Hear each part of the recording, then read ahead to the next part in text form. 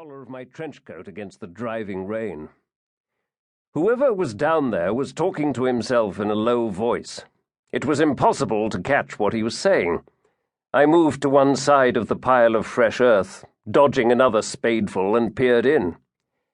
"Nasty morning for it." He looked up, resting on his spade, an old man in a cloth cap and shabby, mud-stained suit, a grain sack draped across his shoulders.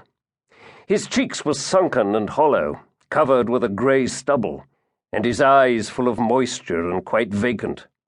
I tried again. "The rain," I said. Some kind of understanding dawned.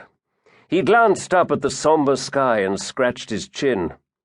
"Worse before it gets better, I'd say." "It must make it difficult for you," I said. There was at least 6 inches of water swilling about in the bottom. He poked at the far side of the grave with his spade, and it split wide open, like something rotten bursting, earth showering down. "Could be worse. They put so many in this little boneyard over the years, people aren't planted in earth anymore. They're buried in human remains." He laughed, exposing toothless gums, then bent down, scrabbled in the earth at his feet, and held up a finger bone. "See what I mean?"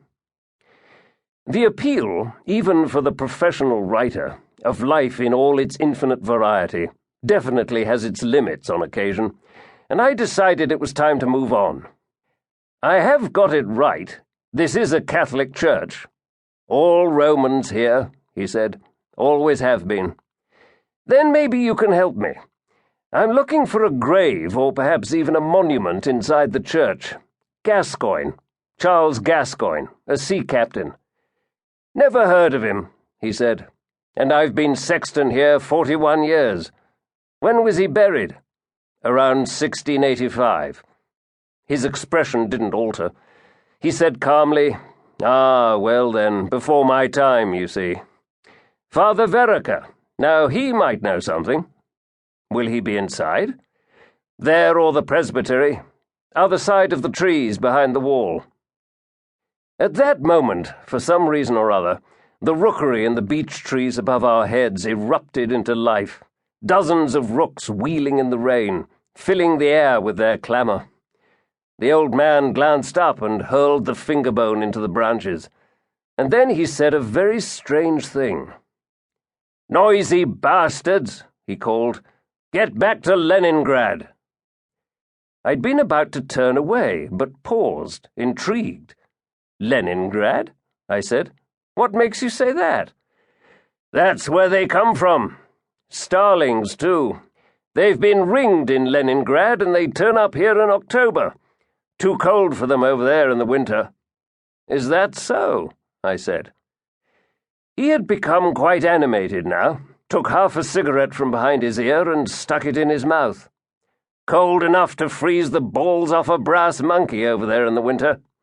A lot of Germans died at Leningrad during the war. Not shot or anything, just froze to death."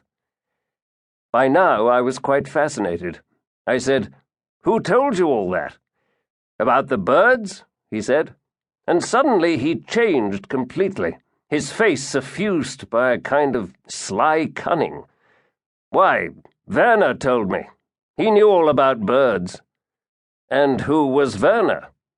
"Werner?" He blinked several times, the vacant look appearing on his face again, though whether genuine or simulated it was impossible to tell. "He was a good lad, Werner. A good lad.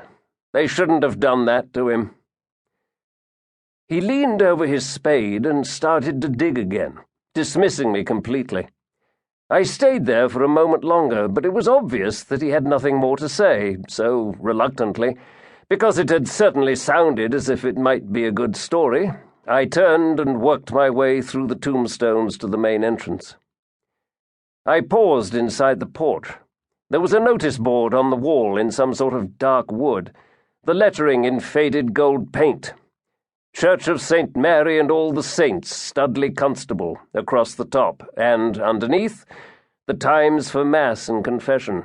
At the bottom it said, "Father Philip Vereker, S.J." The door was oak and very old, held